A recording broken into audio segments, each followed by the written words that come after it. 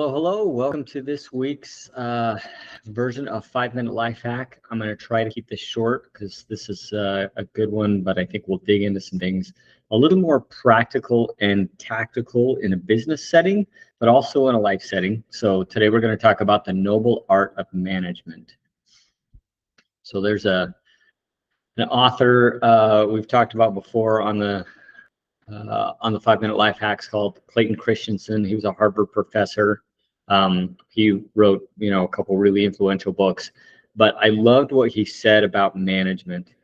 He said, my conclusion, this is kind of after thinking about it for a long time, my conclusion, management is the most noble of professions if it's practiced well.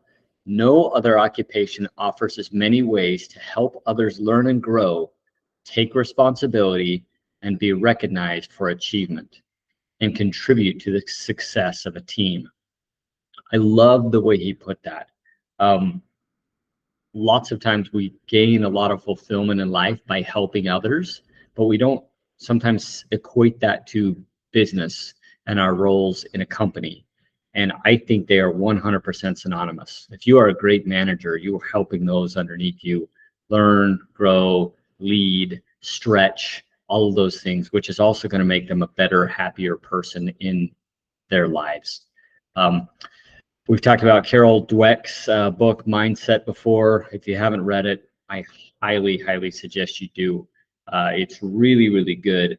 And then it talks about two different kinds of mindset, those with a fixed mindset, those with a growth mindset. And here's a couple different areas it talks about. It says challenges. Someone with a fixed mindset might look at it and say, I'm trying to avoid challenges because I don't want to feel like a failure. I don't want to screw up. I can't do that. Those kind of mindset. A growth mindset would say they embrace challenges. It helps them grow. It helps them get better. It helps them see how well they can do it, pushes themselves.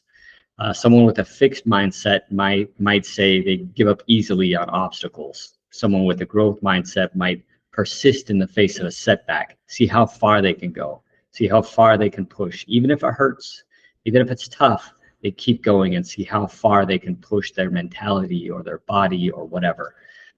Effort. Fixed mindset sees effort as fruitless or worse. Growth mindset sees effort as a path to mastery. Everyone learns, everyone grows. This is how I'm going to grow too. Got to put in the effort. Criticism. Fixed mindset ignores useful negative feedback. So when they say something negative or they receive something negative, they don't internalize it. They protect themselves and just push it away and probably don't like that person anymore or hate that individual. Someone with a growth mindset wants to learn from criticism. We actually had an experience of this week where in one of the businesses we lost a job that we were doing really well at. Circumstances kind of outside of our control. And so they decided to go with a different company at the last minute. What we did as a company, we want to make sure we're not in the fixed mindset where we just ignore it and say, oh, that client's crazy. We want to take it with a growth mindset and say, okay, is there anything we can learn from this to be better next time? Did we hit the deadlines right? Did we communicate well? Did we do other things? And I'm so proud of that team for getting together and taking that internally, not taking on stress, anxiety that we lost the job, but how do we get better? How do we use this to continue to grow as a team? I love that example from this week. Anyway, another one is success of others. Fixed mindset feels threatened by the success of others. If someone around you gets a raise or gets a promotion or your brother or sister are doing well, whatever the case is, you view that as a threat and you somehow feel like it makes you less valuable as a person. Someone with a growth mindset finds lessons and inspiration in the success of others. What can I learn from them? How do they do well? They're probably the ones asking questions. Hey, how does it feel to be a new manager? All those types of things. Anyway, super critical to understand this mindset shift. So let's go through a couple of case studies and you will find yourselves in at least one of these, if not all three scenarios. So management case study number one, you're a first-time manager. It's the first time you've had You have more responsibility than you've had in the past, and you're feeling it. You're feeling a little bit of the pressure, as you can see in the picture. The team you manage may not trust you yet. You might have been colleagues last week, and this week you are a boss or a manager over some of those individuals. What do you do?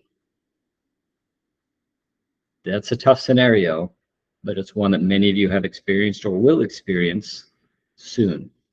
Think about it. We'll come back to it. Management case study number 2. It's your first day on the job.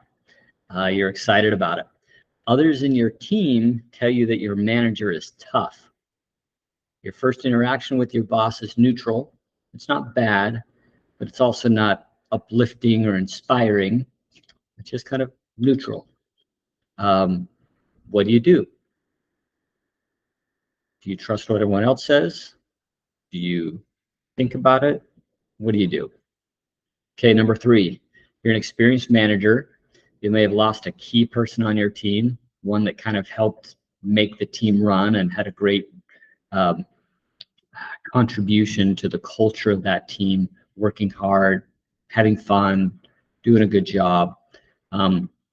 Now the team is young and inexperienced, and it feels a little cliquish. We've talked about some trainings of generations. I know Karen's brought that up to multiple teams and the differences between generations. Maybe now you're really feeling it because you're maybe a generation or 2 different than some of the people on your team, and maybe they feel pretty cliquish, like, hey, this is us, that's them, those kind of things. As a manager, what do you do?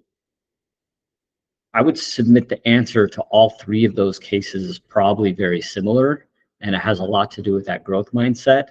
So I'm going to suggest that we work hard to grow our own skills. We treat others well, respectfully, assume positive intent, all of those things we talk about quite a bit. And your job, either as a manager or as a team member, is to help the people around you grow. So if it's your first day on the job, it might be that manager's first 3 or 4 months in that job. Shocker, they may not know exactly how to do their job well. It's going to take them a lot of time to learn. For parents, my wife and I talk about this all the time. There's no course. We didn't take 10 years of schooling to be a parent. We had to learn on the job. We tried to study things and talk to others, but you're learning. Now, a business, it's no different. You're learning how to be a good manager. Just like in sports, you learn how to play well in certain situations. You learn how to win. Those are things you all have to learn, and that's part of the growth mindset. So even as people, as team members, maybe before you're a manager, let's assume positive intent for our managers as well. They're learning to grow as a manager as well, just like you are learning on the job and learning how to do things. So anyway, that was a message we kind of wanted to share today. Work hard, treat others well, and help them grow. So as a manager, as a team member, if you're always helping people around you grow, get better, you're going to shine. You're going to do fantastic, and you're going to have opportunities to lead. And as Clayton Christensen said, it may be the most noble art of life is to help others succeed through management. So appreciate it. Have a fantastic day, and go help others, and go crush it. Thanks.